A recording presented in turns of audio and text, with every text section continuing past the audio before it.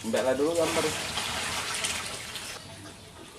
Yang budak ini Ngebudidayo ke iwak cupang atau iwak tempalo untuk usaha sampingan ini hari rame diminati warga Palembang.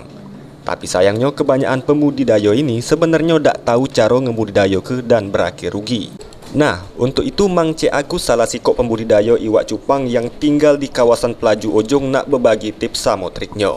Pertama, untuk makanan Mang Cik Bicek harus benar-benar mesti ke kalau sudem dibersihkan dan bebas dari parasit, sehingga indukan iwak tempalo tidak mati.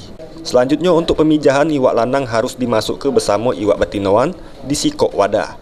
Dengan catatan harus disekat. Nah, kalau sudem, 2 hari barulah sekat dilepas ke.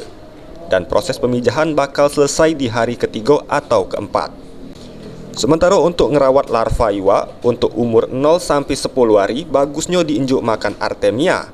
Umur 10-1 bulan dikasih makan kutir, dan untuk sebulan kepucuk baru diinjuk makan cacing sutra.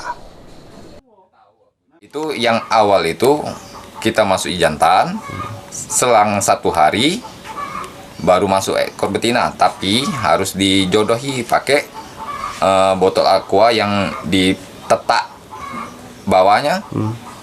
Nah, itu saat dia sudah hari kedua, hari ketiga baru buka sekat.